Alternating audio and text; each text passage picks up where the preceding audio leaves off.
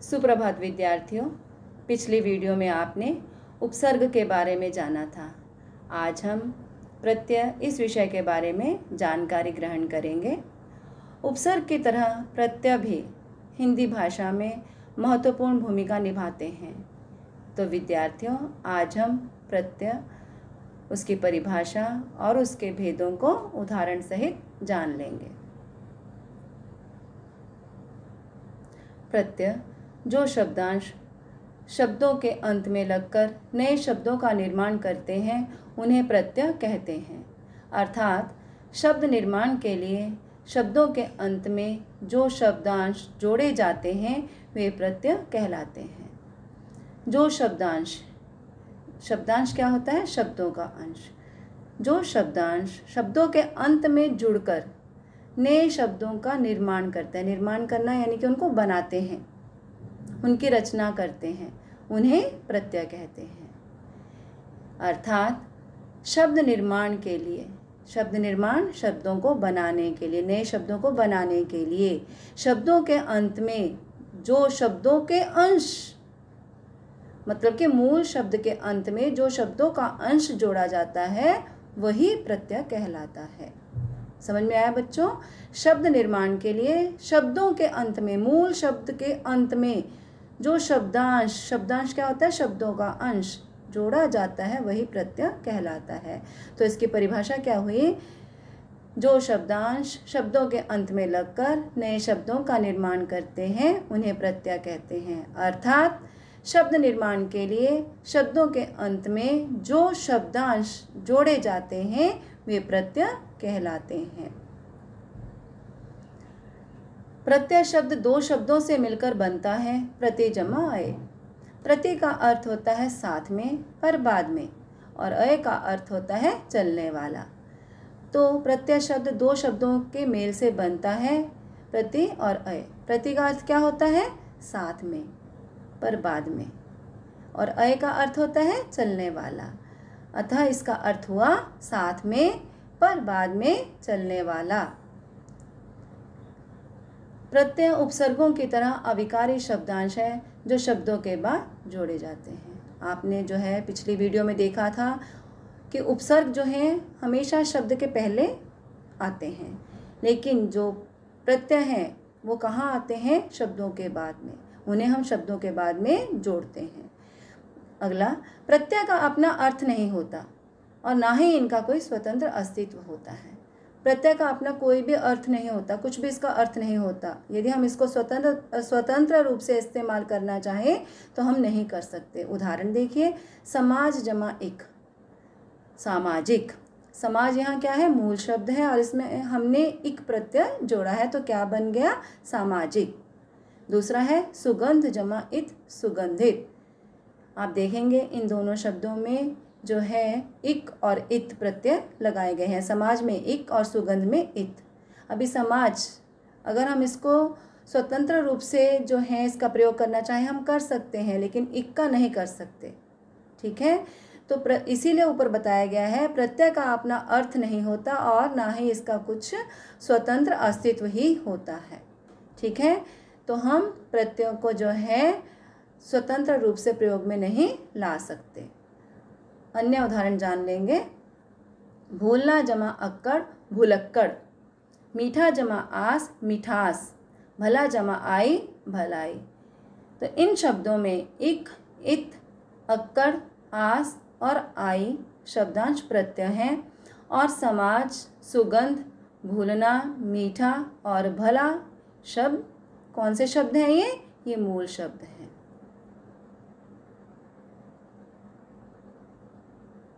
प्रत्यय मुख्यतः दो प्रकार के होते हैं। नंबर एक कृत प्रत्यय और दूसरा है तद्धित प्रत्यय। पहला हम कृत प्रत्यय की परिभाषा जान लेंगे। वे प्रत्यय जो क्रिया के मूल रूप के अंत में जुड़कर संज्ञा और विशेषणों का निर्माण करते हैं वे कृत प्रत्यय कहलाते हैं। वे प्रत्यय जो क्रिया के मूल रूप के अंत में जुड़कर संज्ञा और विशेषण शब्दों का निर्माण करते हैं वे कृत प्रत्यय कहलाते हैं। उदाहरण देखिए, पढ़ाई कैसे बना है ये शब्द? पढ़ जमा आई। लिखावट, लिख जमा आवट। अब यहाँ पर आप देखेंगे पढ़ और आई। पढ़ क्या है यहाँ पर? ये क्रिया है, ठीक है। और इसके मूल रूप के अंत में हमने क्या प्रत्यय जोड़ दिया है? आई, ठीक है। तो बन गया है नया शब्द पढ़ाई। ऐसे ही लिख में जब हमने आवट जोड़ा तो क्या बन गया? लिखावट। नंबर 2, तद्धित प्रत्यय। वे प्रत्यय जो संज्ञा, सर्वनाम और विशेषण शब्दों के अंत में जुड़कर नया शब्द बनाते हैं उन्हें तद्धित प्रत्यय कहते हैं। जैसे दुकान जमादार दुकानदार, फल जमा वाला फलवाला। तो तद्धित प्रत्यय की परिभाषा है वे प्रत्यय जो संज्ञा, सर्वनाम और विशेषण शब्दों के अंत में जुड़कर नए शब्द बनाते हैं उन्हें तद्धित प्रत्यय कहते हैं। उदाहरण दिए गए हैं, दुकान जमादार दुकानदार, फल जमा वाला फलवाला।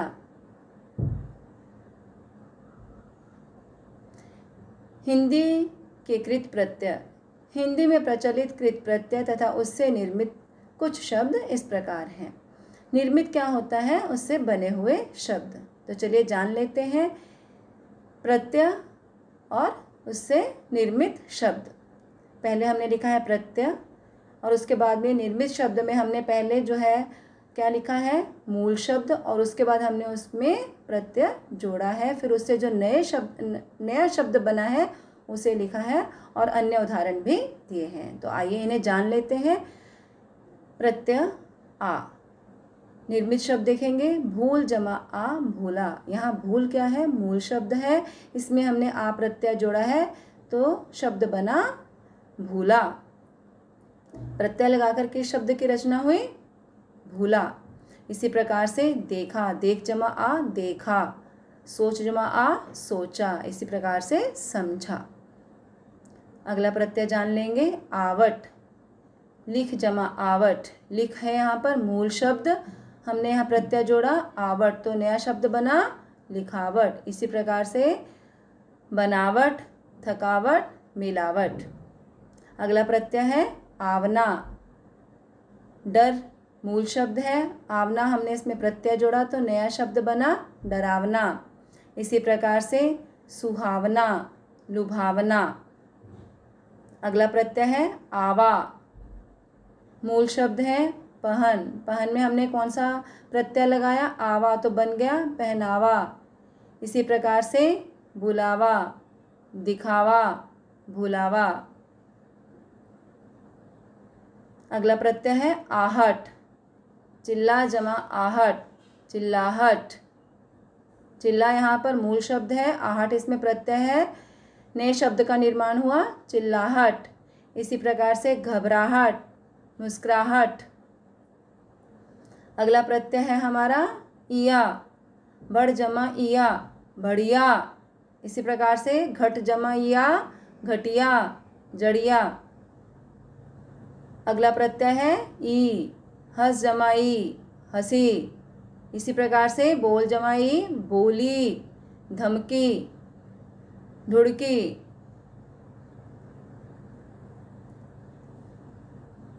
अगला प्रत्यय है कर। लिख जमा कर लिख कर। इसी प्रकार से अन्य शब्द बने हैं, जाकर, जा जमा कर जाकर, गिनकर, सोकर। अगला प्रत्यय है ता। डूब जमा ता डूबता। डूब यहाँ कौन सा शब्द था? मूल। प्रत्यय कौन सा लगाया? ता। नए शब्द का निर्माण हुआ कौन से नए शब्द का? डूबता। इसी प्रकार से जाता, जा जमाता जाता, पीटता, मारता। अगला प्रत्यय है ती। गिन जमाती गिनती। इसी प्रकार से घट जमाती घटती, बढ़ती, चलती। अगला प्रत्यय जान लेंगे न। चल जमा न चलन। इसी प्रकार लेन, देन, बेलन। बेलन शब्द कैसे बना है? बेल जमा न बेलन। अगला प्रत्यय है ना। टहल जमा ना टहलना। इसी प्रकार से खा जमा ना खाना, पी जमा ना पीना, जाना। अगला प्रत्यय जान लेंगे या। अभी या को हमने किस में जोड़ा है, यहाँ देखिए खो में, खो जमा या, नए शब्द का निर्माण हुआ खोया। अन्य उदाहरण देखिए, पाया, सोया, बोया। अगला प्रत्यय है वाई, सुन जमा वाई, सुनवाई।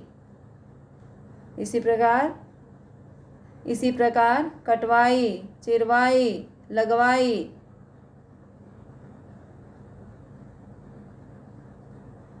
अभी हम संस्कृत के कृत प्रत्यय जान लेंगे।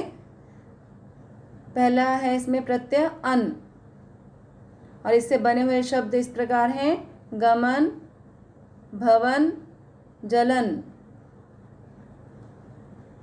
अगला है अना। अना प्रत्यय से बने हुए शब्द देखिए भावना, वंदना, कामना। जैसे काम जमा अना, कामना।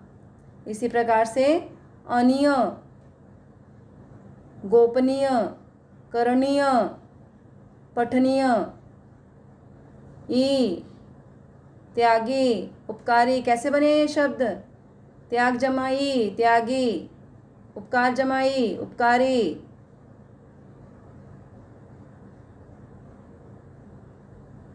उक, भिक्षुक, भावुक। क, सेवक, पाठक, गायक। ती, ती क्या है, प्रत्यय। नए शब्दों का निर्माण देखिए कैसे हो रहा है, गति, मति, नीति। अगला प्रत्यय है व्य, कर्तव्य, गंतव्य, मंतव्य। कैसे जोड़ा गया है इन्हें, गंत जमा व्य, गंतव्य, मंत जमा व्य, मंतव्य। अगला है स्थ, स्वस्थ, गृहस्थ, दूरस्थ। ठीक है, यहाँ मूल शब्द है स्व और प्रत्यय क्या जोड़ा है, स्थ, तो बन गया स्वस्थ।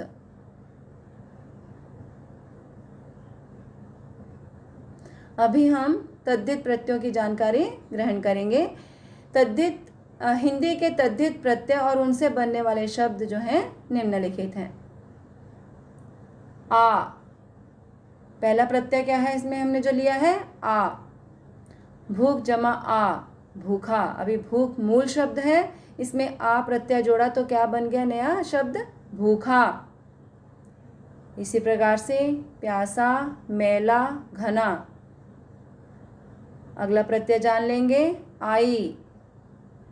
बुरा जमा आई, बुराई। अन्य उदाहरण जान लेंगे मिठाई, चतुराई, ठकुराई। अगला प्रत्यय है आना। घर जमा आना, घर मूल शब्द है, इसमें आना प्रत्यय लगाए तो बन गया घराना। ऐसे ही साल जमा आना, सालाना, जुर्माना, रोजाना। अगला प्रत्यय है आर। सोना जमा आर, सुनार। ऐसे ही लुहार, लोहा जमा आर, लुहार, चमार। अगला प्रत्यय है आस। मीठा जमा आस, मिठास। अब देखिए यहाँ मात्रा में भी परिवर्तन आया है, मीठा जमा आस, मिठास। ऐसे ही खटास, भड़ास। अगला प्रत्यय है आहट। कड़वा मूल शब्द में यदि हम आहट प्रत्यय लगाएंगे तो बन जाएगा कड़वाहट। उदाहरण है गर्माहट, चिकनाहट। अगला प्रत्यय है इक। समाज में हमने यदि इक प्रत्यय जोड़ा तो क्या बन गया, सामाजिक। मात्राओं का ध्यान रखिए, समाज में इक प्रत्यय जोड़ा तो बना क्या है, सामाजिक। ऐसे ही दैनिक, नैतिक, वैदिक। अगला प्रत्यय है इन। लुहार जमा इन बराबर लुहारिन। इसी प्रकार पुजारिन, कहारिन, सुनारिन।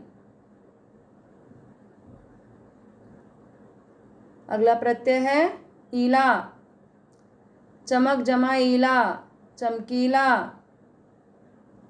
इसी प्रकार नुकीला, सुरीला, रसीला। अगला प्रत्यय है कार, कथा जमा कार, कथाकार। इसी प्रकार आगे पढ़ेंगे नाटक जमाकार, नाटककार। चित्र जमाकार, चित्रकार। कला जमाकार, कलाकार। अगला प्रत्यय है ड़ा, मुख जमाड़ा, मुखड़ा। ऐसे ही दुखड़ा, बछड़ा।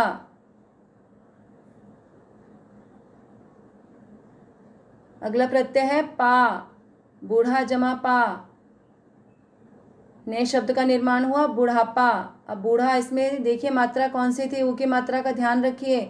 लेकिन जब इसमें पा प्रत्यय जोड़ा तो मात्रा में भी परिवर्तन आया, बुढ़ापा।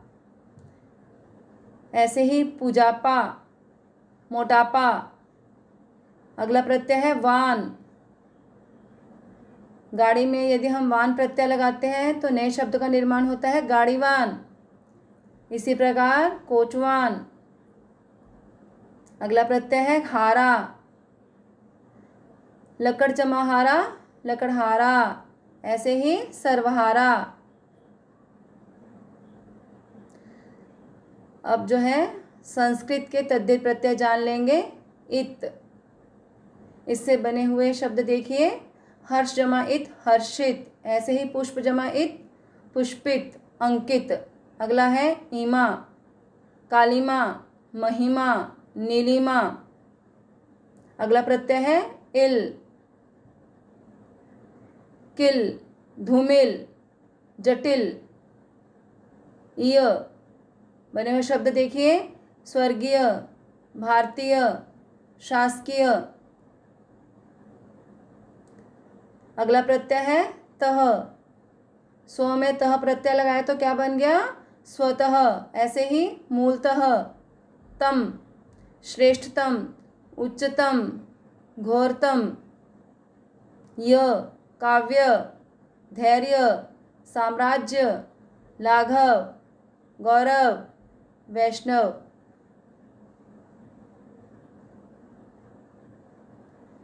अब है उर्दू के प्रत्यय। पहला है आना, सालाना, साल जमा आना, सालाना। मेहनताना, शुक्राना। इश, फरमाइश, कोशिश, आजमाइश। दान, कलमदान, पीकदान, इत्रदान। मंद, अक्लमंद, दौलतमंद, ज़रूरतमंद। बाज, चालबाज, धोखेबाज, पतंगबाज। तो आपने क्या जाना, आज प्रत्ययों के बारे में सीखा, उसकी परिभाषा सीखी कि जो प्रत्यय हैं कहाँ लगाए जाते हैं, मूल शब्दों के अंत में। ठीक है, आपने उसकी परिभाषा सीखी, उसके भेद जाने और उदाहरण भी जाने। अभी आपको जो है प्रश्न अभ्यास करना है, क्योंकि जब तक आप अभ्यास नहीं करेंगे तब तक आपको ये चीज़ जो है अच्छे से समझ में नहीं आएगी। इसके लिए अभ्यास करना आपके लिए बहुत ज़रूरी है। तो पहला प्रश्न है, निम्नलिखित शब्दों से प्रत्यय अलग करके लिखिए। आपको शब्द दिए गए हैं, आपको इनसे प्रत्यय अलग करके लिखना है। शब्द हैं टहलना, लिखकर, कर्तव्य, कटवाई, स्वस्थ, कड़वाहट। अब पहला शब्द देखिए टहलना, इसमें प्रत्यय क्या आया है, ना। ठीक है, ऐसे आगे के शब्द आपको जो है खुद करने हैं। अगला प्रश्न है, निम्न प्रत्ययों से एक एक शब्द बनाइए। आपको जो है प्रत्यय दिए गए हैं, इनसे आपको एक एक शब्द बनाना है। और प्रत्यय कौन कौन से हैं, वान, बाज, दान, वाला, हारा। तीसरा प्रश्न है, निम्न शब्दों में आए प्रत्यय और मूल शब्द अलग कीजिए। अभी आपको इसमें क्या करना है, प्रत्यय और मूल शब्द दोनों को अलग करके लिखना है। कैसे, जेठानी, डूबता, गिनती, लगवाई, खोया। पहला शब्द देखिए जेठानी। जेठानी में आपको मूल शब्द और प्रत्यय अलग करना है। कैसे करेंगे, पहले ऊपर कॉलम बनाएंगे मूल शब्द और फिर उसके बाद लिखेंगे प्रत्यय। तो मूल शब्द यहाँ क्या है, जेठ। जेठ जमा आनी, क्या बना, जेठानी। इसी प्रकार से आप अन्य शब्द भी करेंगे। तो उम्मीद करती हूँ कि आपको प्रत्यय और उसके भेद और उदाहरण अच्छे से समझ में आए होंगे। धन्यवाद।